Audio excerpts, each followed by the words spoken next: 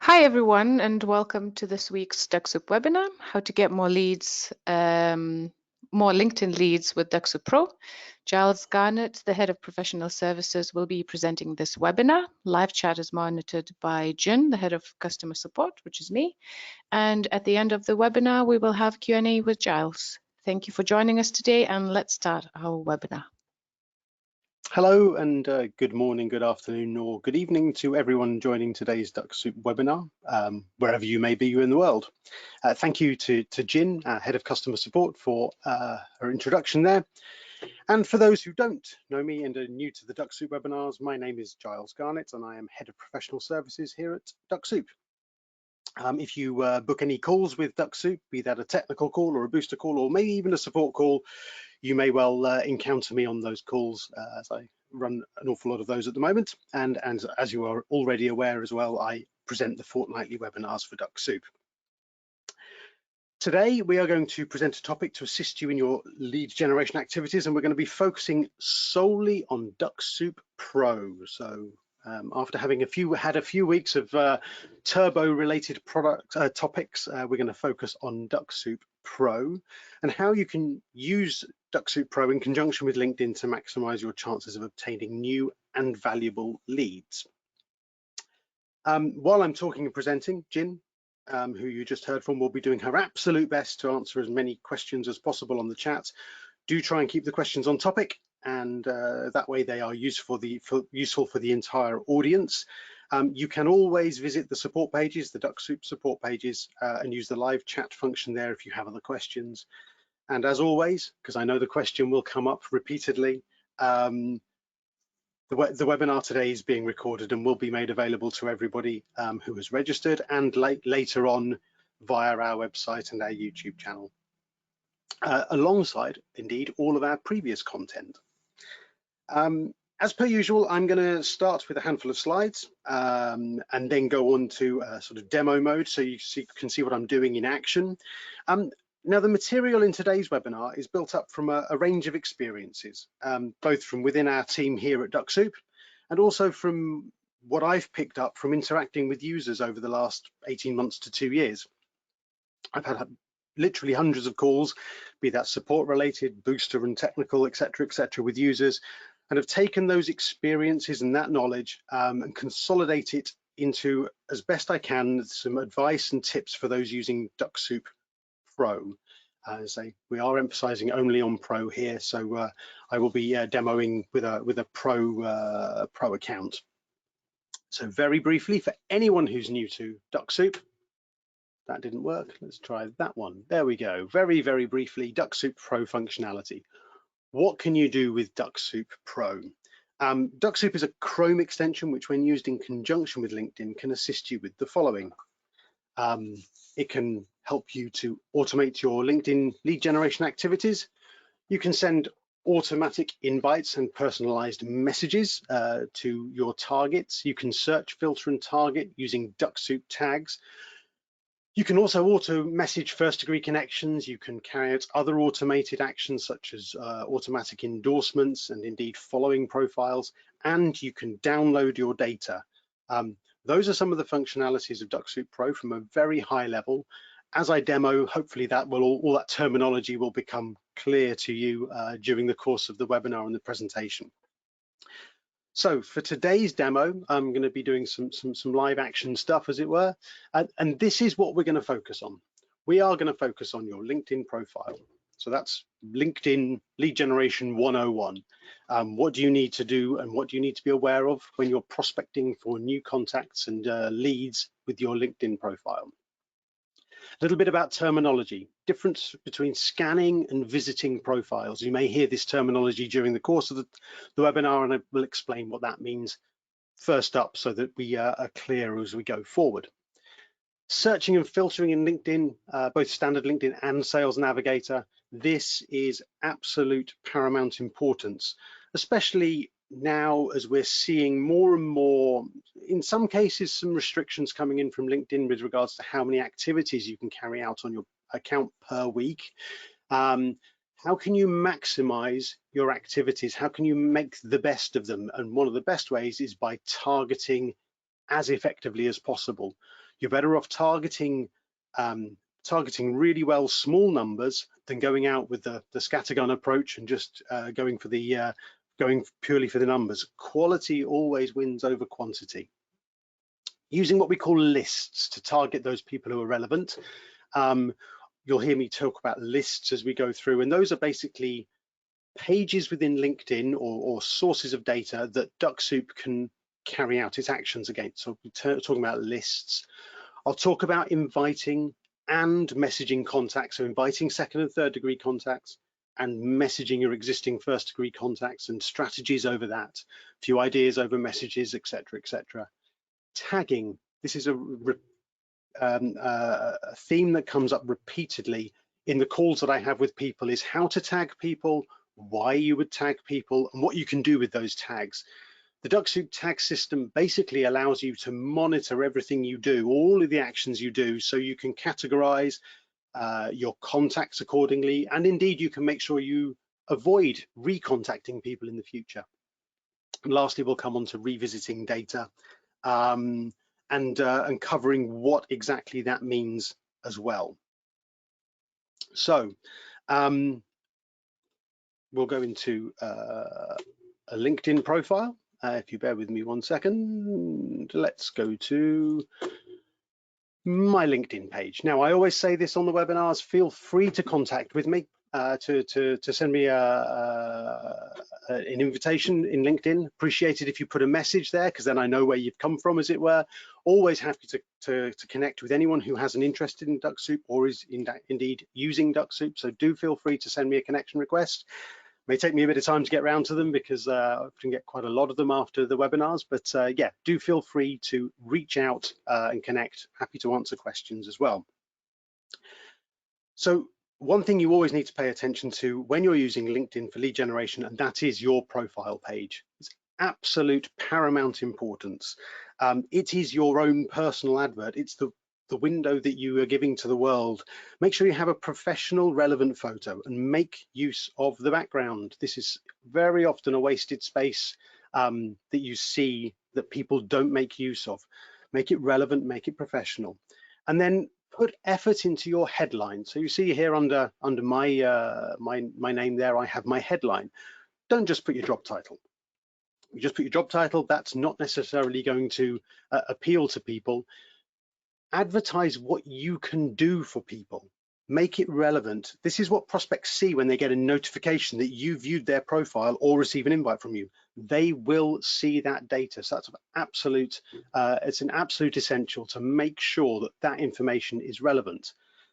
Now, another tip that I've picked up from people over the years is, depending on the target audience, you may also want to update your headline periodically. So if you're reaching out to subset of people A for a period, maybe a couple of weeks, you may have a certain keywords that you want to make sure are in your headline, and maybe later on, you know, in a month's time, you're reaching out to a slightly different group of people.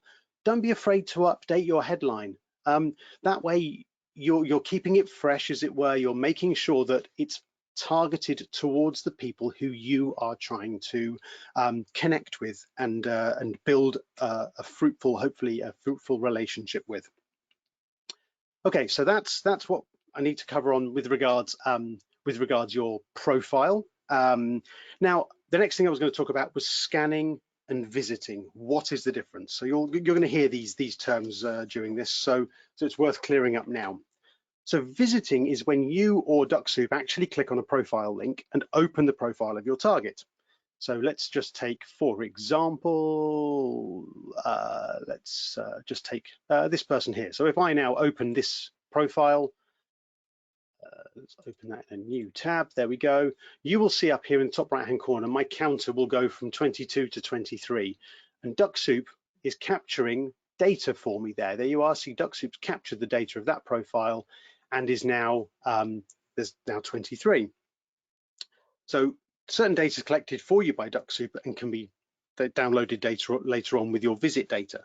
Scanning is an activity that you can request Dux Soup to do for you, when it gathers high-level data from a list that you see on screen and creates one spreadsheet line per profile for you to be able to do something with that data later. And I will demo that a little bit later.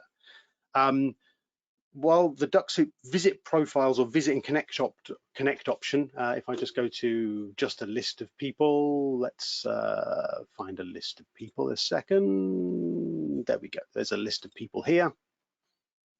There we go. So Dux Soup has identified this as a list. You'll see here the most common activities there are visit profiles or visit and connect to profiles. Those are the most obvious things.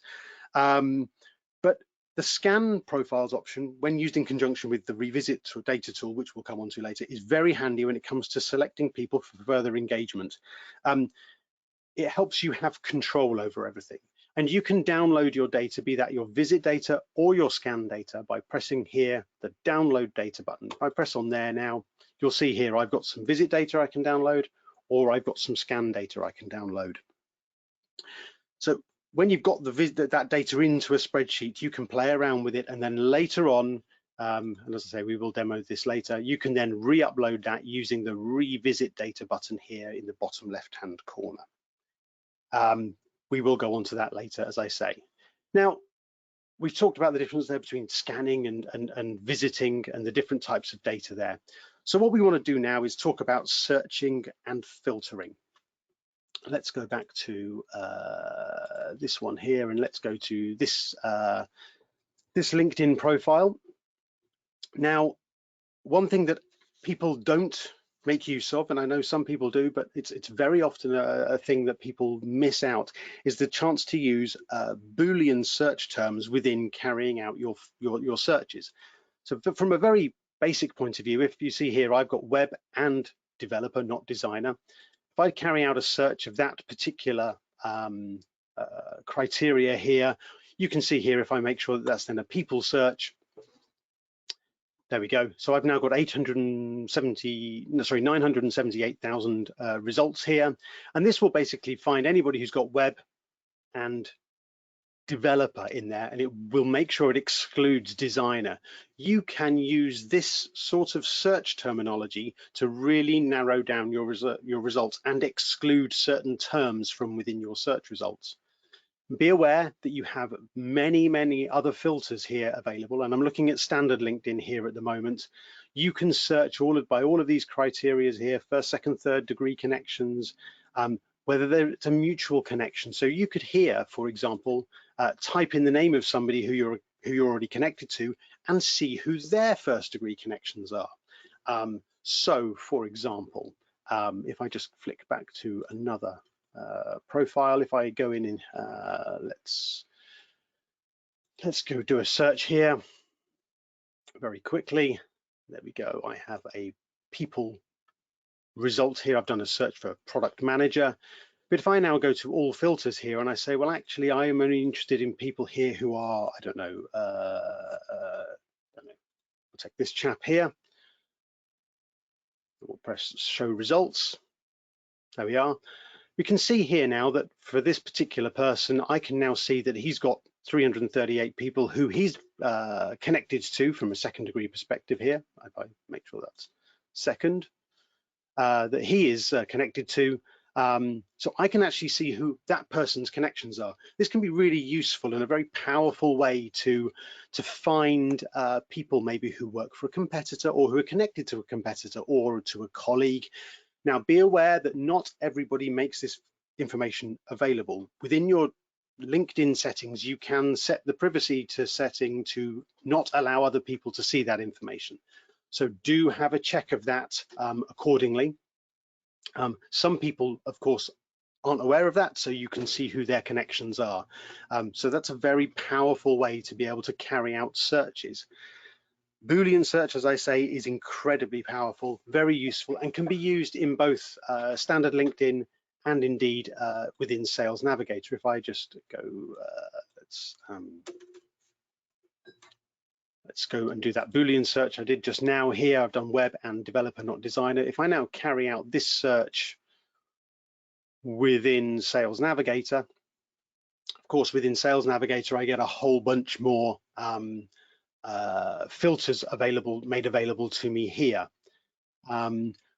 couple of things that you need to be aware of when you're doing searches in LinkedIn, when you're looking at standard LinkedIn, and again, this is kind of the very basic, LinkedIn will only show you the first 1,000 results of any search. So even if I narrow this down to second degree connections only, I've got 19,000 results here. If I scroll down to the bottom, it's only going to show me the first 1,000 results here.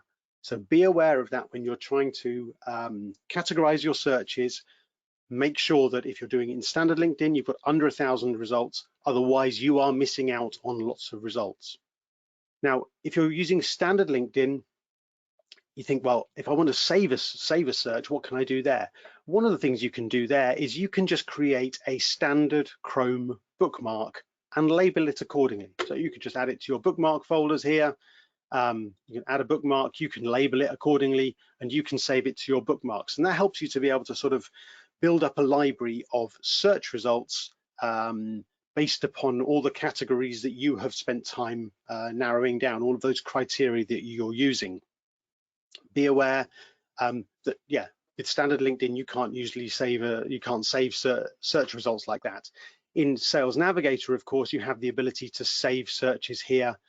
And the difference with Sales Navigator is that you have 1,000 limitation in standard LinkedIn. In Sales Navigator, they will show you the first 2,500 results. That's considerably more, of course, but there's also an extra bonus here within Sales Navigator. What you can also do is, so say you've got a search result of more than 2,500, you can always then filter by past lead and account activity. So say you're working through a very long list of 5, 6, 7,000 people, you can always go back around to that search and say, right, I'm going to remove anybody who I've previously contacted or viewed from that search. And that way you can actually cycle through a longer than 2,500 search result there. A few other bits and pieces with regards search results or carrying out searches within Sales Navigator that a lot of people aren't aware of. If I click on the All Filters button here, this brings up this this page here. One of the things you can do with Sales Navigator is you can specifically exclude certain things within your search result. So for example, if you want to not target owners, for example, if I click on there and I press on the red button there, that will, on that button there, and make it red, there we go, I can now exclude and maybe only particularly include that one. That works on some criteria. It's something that a lot of people miss, that opportunity is available within the search criteria in Sales Navigator. So that's quite a good one there. Another one which is handy within Sales Navigator is the ability to be able to search within groups that you are not necessarily a member of. So if you scroll down to the bottom of this search criteria, of this search page, you see here you've got the groups option here. You can type in the name of any group here. Let's have a look at that one, group of IT professionals. I'm not a member of that group, but I can see, based upon my Boolean search term earlier, that there's web and this Boolean search term.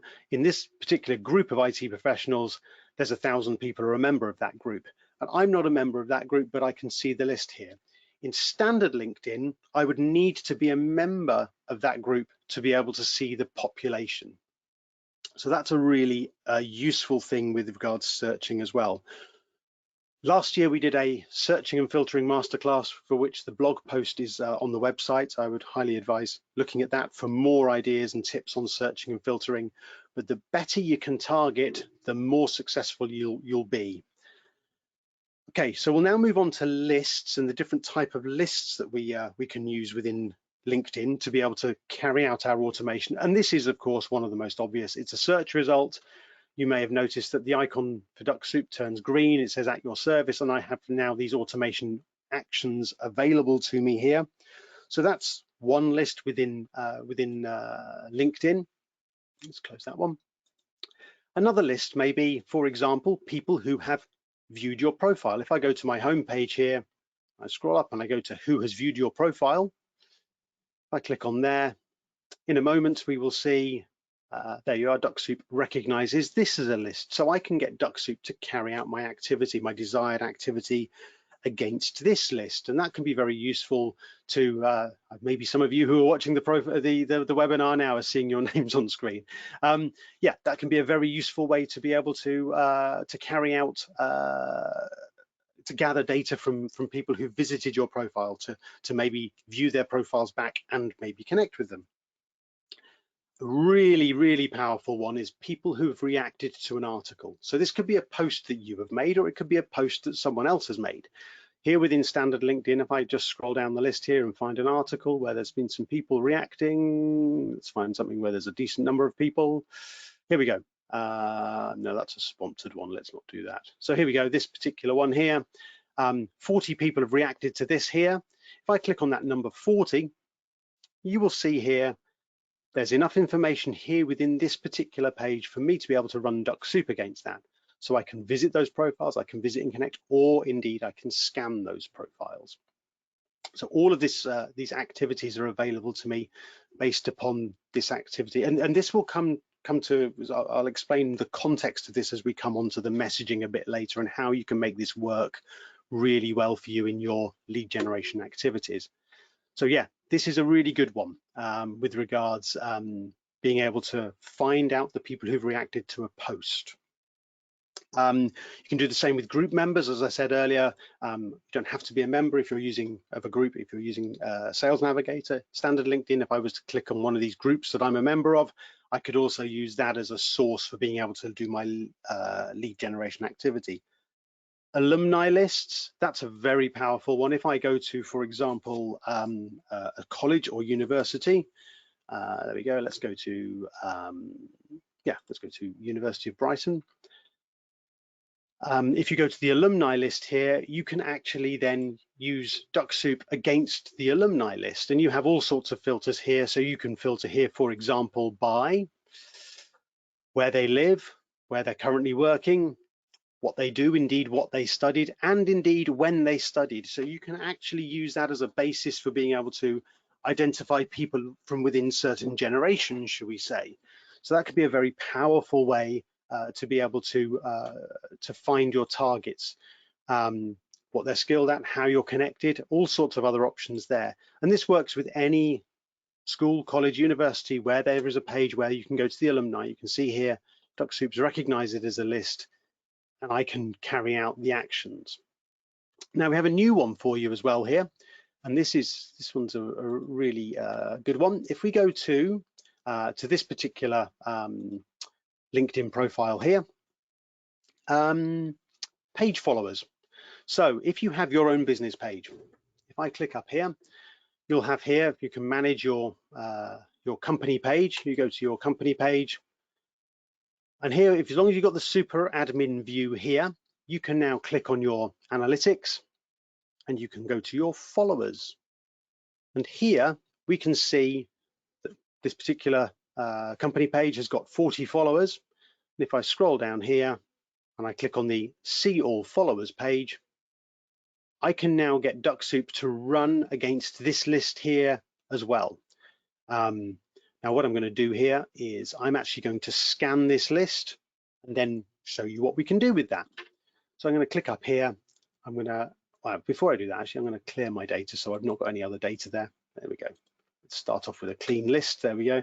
If I now click on the Dux Soup icon here and I press the Scan Profiles button, Dux Soup will now scan this list and create some data for me, which we can then, as I say, do something with later. And we'll come on to that when we do the revisiting bit a little bit later on.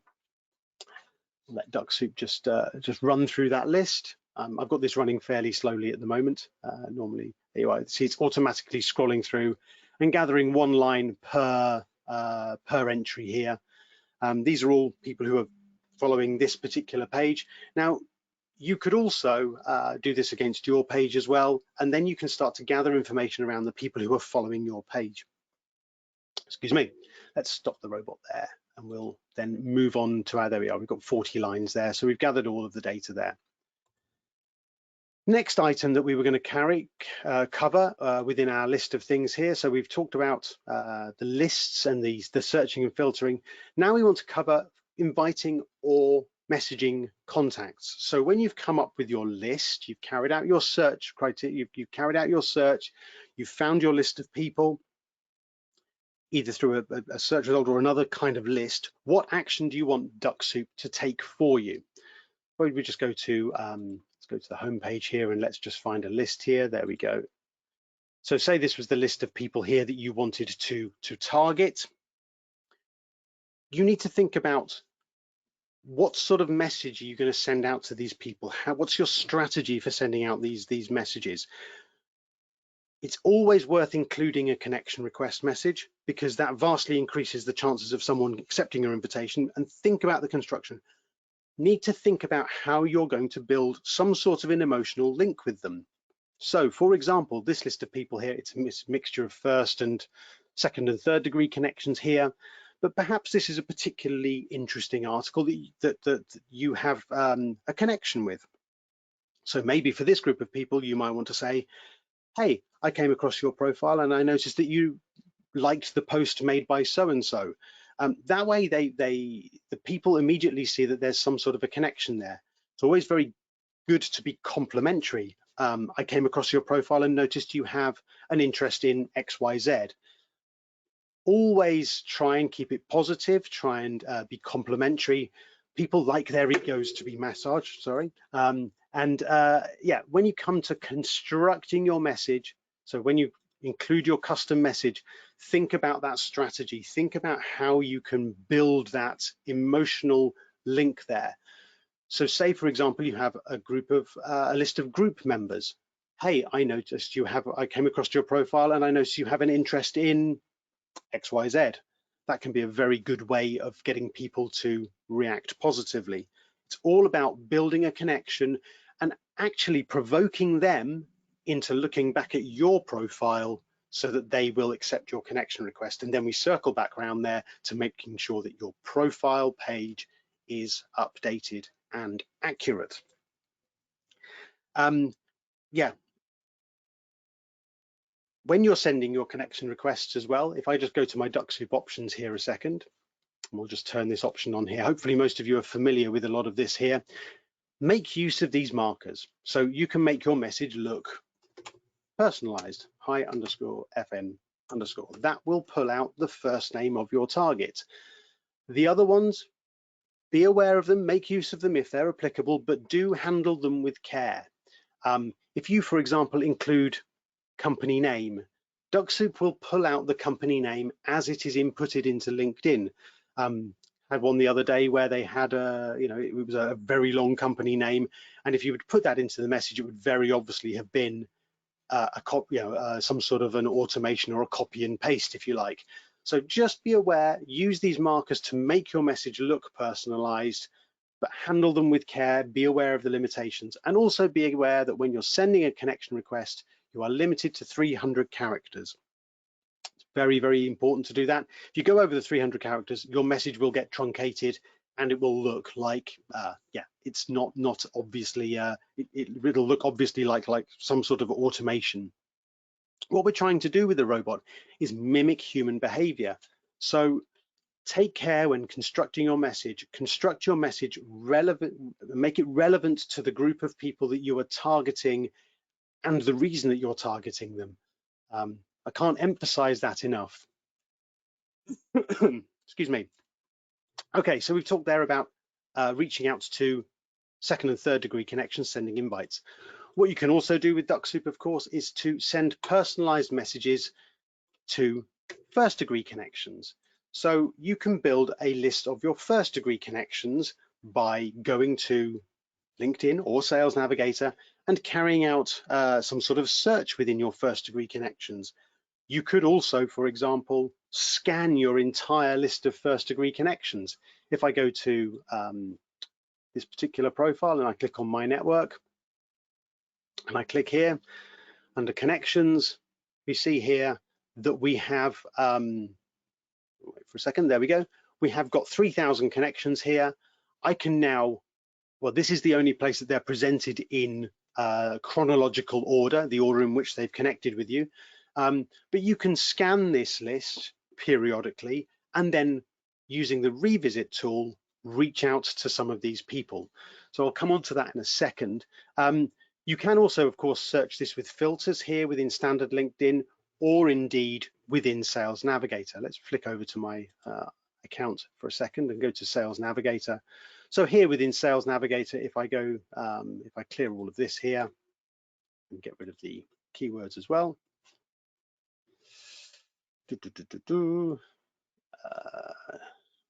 Tell you what, it's probably easier just to do this again from scratch. There we are. Let's open a new Sales Navigator page and go to the all filters. What I could do here, for example, is go to first degree connections. I can now see all of my first degree connections here within Sales Navigator. Now, this isn't a chronological order of Sales Navigator, of first degree connections, but here I have them all. And what many people do with Pro is they will go in here. Again, let's clear the data here. There we go. They will go into their first degree connections and say, right, I want to scan this list, because then I can start to build up a database of my first degree connections here.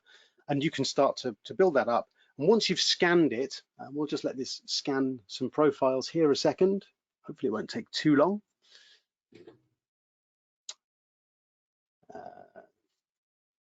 Didn't look, we'll just wait a second. It should gather some data in a second. There we go. It's gathered the first page. We've got 26 lines there. If I now go here to my download data button, we see here these 26 lines here. If I open that particular file now, actually the best way to do this is to import it. I don't have Excel open, but we'll just quick and dirty for now. This here shows you the data that I've just scanned here. And this basically gives me these are all first degree connections, because that was the criteria that I said. Here we can see the time that I've scanned it. I can see the URL of their profile. I can see the first name, middle name, and last name, where they work. Depending on which source of data you scan, you get different bits of information. But what I want to illustrate here, this particular file here is a CSV file. Say I wanted to now reach out to each and every single one of these people with some sort of message. They're all first degree connections. I can now go to my Dux Soup icon. I can go to this revisit data button, and I can click here and upload my file. Let's go to my downloads, my most recent file. And I now can run Dux Soup from here and get Dux Soup to visit these connections and send out perhaps a message to them or carry out some sort of other activity. There you are. It's picked it up as a list. If I now go to my Dux Soup options here, I could send them all some sort of an outreach message. All of these things come together in being, all of us, they're all the ingredients to being able to build a good lead generation activity. People often forget about their existing first degree network. I've spoken to people who've got 5, 6, 7,000 first degree connections and they never do anything with them.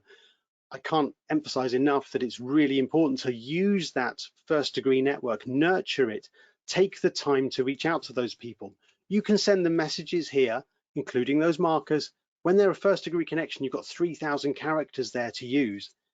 One important thing, and this kind of tags on nicely here, is that you can also, as you're carrying out these activities, you can tag profiles. And down here in your Dux Soup options, zoom in a little bit so that people can see this. There we go. You've got the option to tag profiles with each and every single auto visit you carry out. So if it's inviting people, if it's sending them a connection request, if it's sending them a personalized message, you can tag them, and you can tag them in with your own custom tags, which helps you to be able to keep track of your data.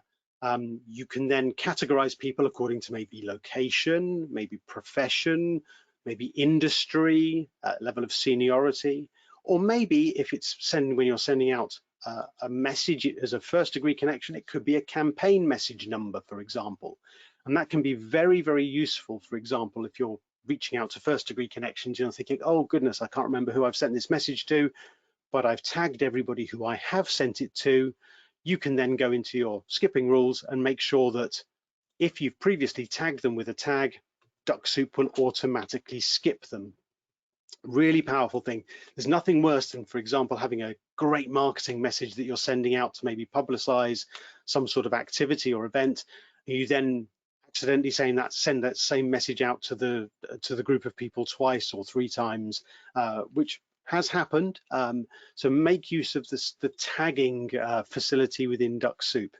You can also, within Dux Soup, you can search your tags. So here, if you click on the Dux Soup icon and go to search by tag, you have the option here to carry out a search by everybody that you've tagged previously, and be able to actually run Dux Soup even from this page here.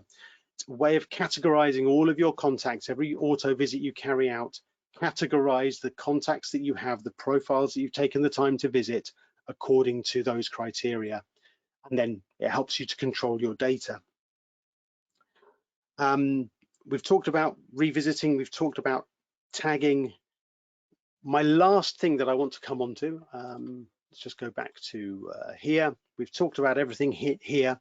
The last thing that I want to touch on here is to say, don't be afraid to just visit profiles. This is a really important thing. Everyone has this vision that, oh, I've got to go out and I've got to send invites, I've got to send invites, I've got to hit my targets, I've got to get my numbers up. If you just go out and visit profiles, people will get a notification that you visited them. Don't underestimate the power of that. A lot of people monitor their notifications. If they're active on LinkedIn and curious, and your profile is up to date and looking interesting and relevant to them, the chances are they will visit you back, and you never know, they may even invite you.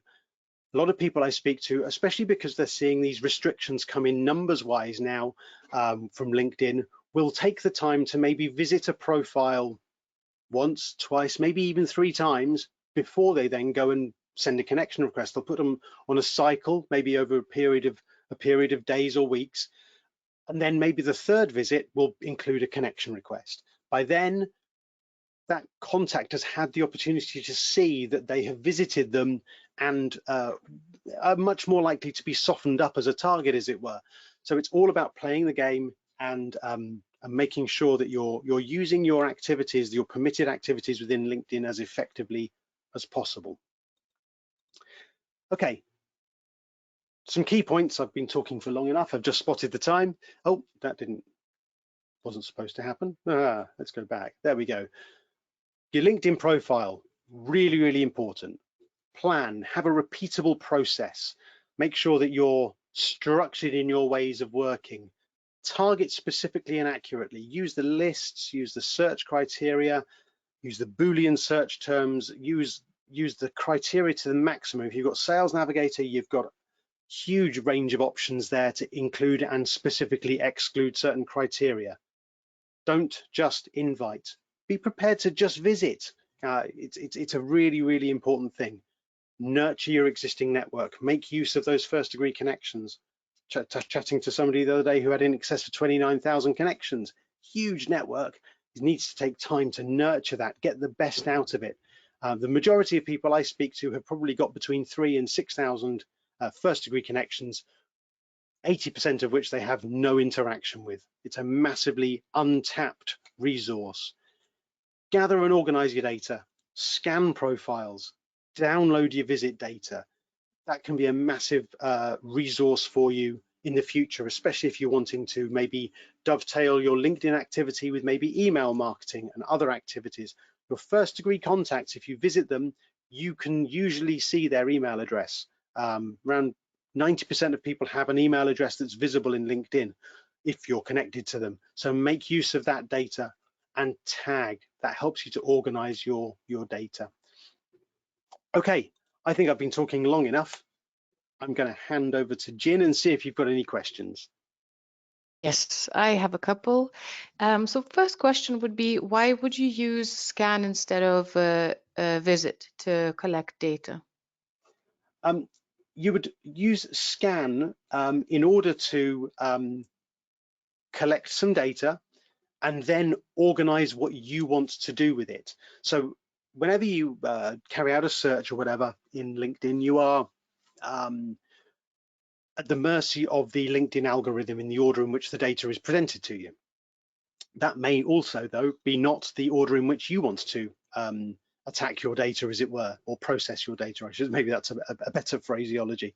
You also may want to sense check that list before you go out and carry out your activity. There may be, for example, certain organizations on that list that you maybe want to exclude, and you want to have a look through. So say maybe you've got a list of 1,000 people, you've scanned it and you had a look through, you've got your Excel spreadsheet, and you say, oh yeah, actually, I want to exclude anybody who's based in that location or anybody who works for that organization. You can then edit that scanned list and then upload it using the revisit tool, having absolute control over your numbers as well. I was chatting to a guy the other day who is currently, he's got the 100 invites per week limitation on his account. So he said, that's fine. I'm going to scan a load of results out of a search result, and per day, all he's doing is he's uploading 20 lines through the revisit tool. He's basically saying, yeah, I'm going to accept the fact that I've got that limitation, that's not a problem, but I'm now going to really control who I'm sending invites out to. It's taking a little bit of extra time up front, saying, yep, I'm only going to send out 20 automated invites per day. It's helping him in structure the way he's working and having absolute security in the fact that Dux Soup's only going to do those 20 in a day, irrespective of what his throttling settings are. He's only setting the robot off to run against 20 per day. That way he has more structure. He has absolute control over what the robot's doing because he is uploading specifically the list that he wants to upload. So that would be the main reason for doing that.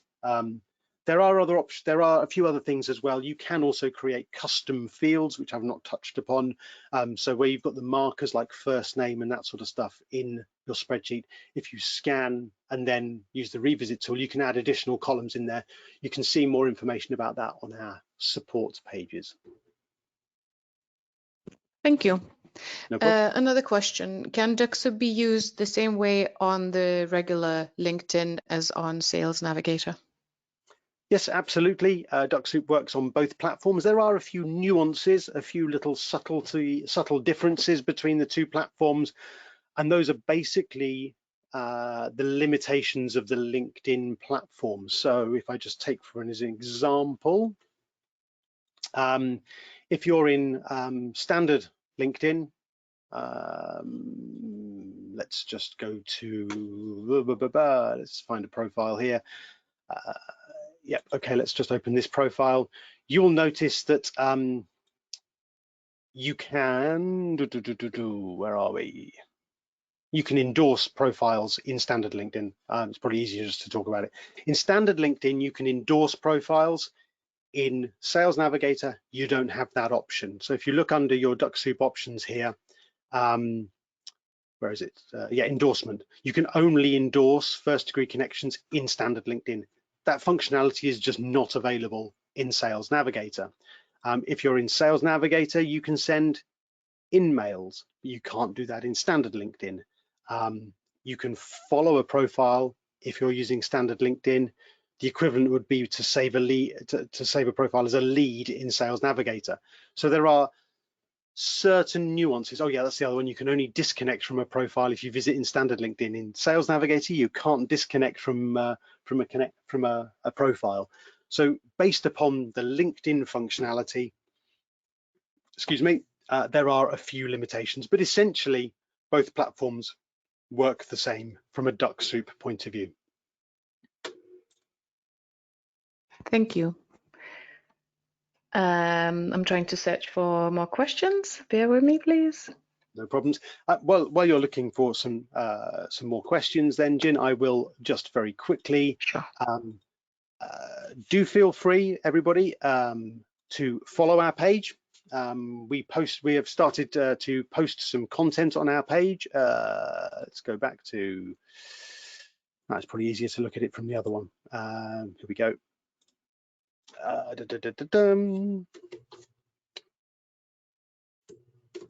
There we go. Go to our Dux Soup page here. Feel free to follow us. We are posting some content in here. Our LinkedIn page.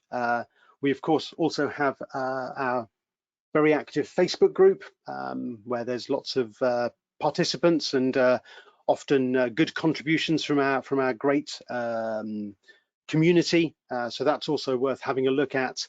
As I said earlier, feel free to send me a connection request. I'm quite happy to connect with people who are interested in LinkedIn and Dux Soup. Quite happy to interact with people via this platform. Anything else, Jin? Just a lot of questions, people asking if this webinar is going to be recorded. It is being recorded and we will upload it to our website. You will also be sent a recording after this webinar. Indeed. So far, that's the only thing I have to say. So I'm still looking through the questions. Bear with me, please. Okay, while you're doing that, then I will also continue to say in 2 weeks' time, we're going to look at the best lead generation strategies using Dux Soup Turbo. As this was all primarily focused upon Pro, in 2 weeks' time, we're going to touch on Turbo, where we now have the multiple drip campaigns and a few other exciting features coming out. Constant development going on the platform, as always. But yeah, in 2 weeks' time, we're going to do a similar sort of webinar based upon the Turbo platform. So there'll be a little bit of crossover with today, a little bit of repetition, but then we'll also be looking at the Turbo features insofar as the integration with other systems and especially the automated follow-ups. So, you know, talking about for new connections there and being able to reach out to people with different campaigns. That's coming up in 2 weeks' time. Anything further, Jin, before we close down? Yes, we have quite a lot of questions about new LinkedIn limits. Would you be able to just quickly go through what kind of limits people could face? Yeah, I mean, I can add some comments, and maybe you'll want to add some more that you've seen regarding from questions from support as well, Jin. But essentially, there does seem to be a relatively small proportion of LinkedIn users who are seeing some sort of weekly limit applied to their account. Somewhere in the region of 100 invitation requests or invitations sent out per week. And I mentioned that just now with regards people who are working in a very structured way.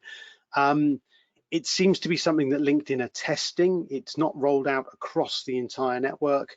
And it doesn't seem to have any sort of link as to whether you have a paid or a free account. I've heard people from both free accounts and from a paid account having this issue, but it's relatively small number of people at the moment. But it does seem to be something that LinkedIn are testing to some degree.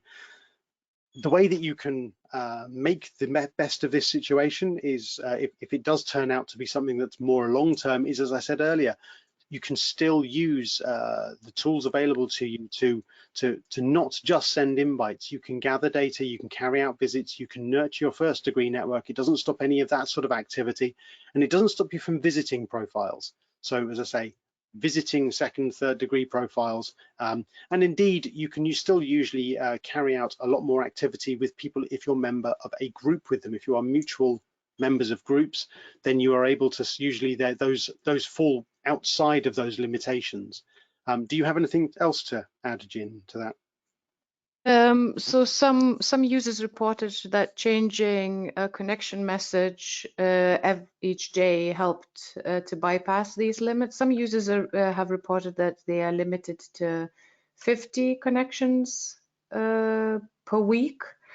And quite a few users reported that this limitation disappeared the same way as it appeared. So it's quite difficult to say at the moment what are the actual limits, as we can see that it's just being tested. And yeah, so try to connect with your second degree connections, try to avoid connecting with third degree connections, and make your connection request messages as not to seem as basically for them not to look like robot messages. so that people would connection request relevant, yeah, and pertinent. Yes. Yeah. Yes, because yeah, and because we noticed that if you get marked as a spam, so I don't know this person, so you could get in trouble with LinkedIn. So make sure that your connections are worded properly. One thing to add to that, and that's a really good point, keeping your connection request message fresh, updating it regularly is a really good one, because then it doesn't look like it's just copy paste or automation. The other one is, of course, withdraw old invitations. One of the options that you have within Dux Soup is to get Dux Soup to do that for you automatically. As people don't respond to your invitations, make sure you're withdrawing those old ones, and do that on a regular basis. If that list of outstanding connection requests get too long, that's when you can often have some sort of a restriction placed upon your account. As Jin says, it seems to be being tested by LinkedIn. You can, I mean, if you look it up, if you do a search on the internet, you can see there are articles touching on this where nobody really quite has got their fingers behind what's going on there. We're aware that LinkedIn are playing with something, but I've also spoken to people who, for example, have a paid LinkedIn account. They've had a restriction placed on it.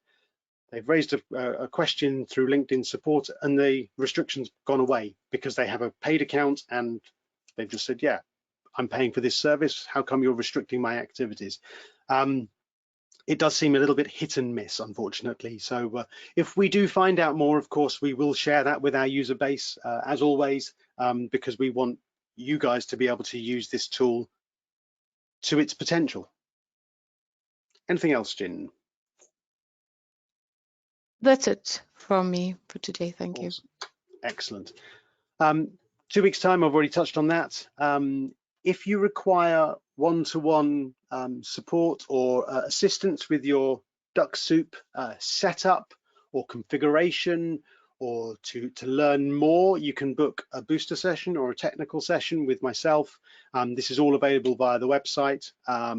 Booster session is really focused upon those who are starting out, getting up and running, trying to understand how the technology works, getting comfortable with that, with the environment, and having confidence to go forward and be clear what the robot's doing and how it all works. A technical session will be more to work on an integration or a more complex scenario.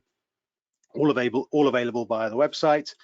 A useful links page, for which I forgot to add the LinkedIn page. Oh well, there we go. We've got all of our blogs. We were publishing blogs on a continuous basis. There's lots of information being updated and refreshed there.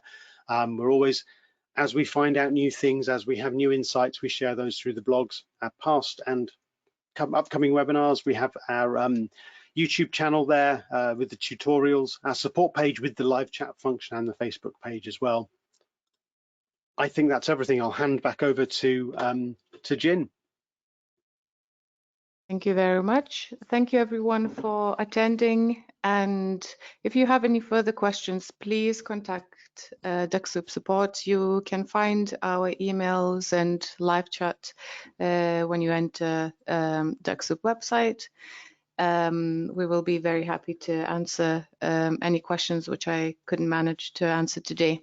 So thank you very much for attending, and I'll see you in the next webinar, hopefully.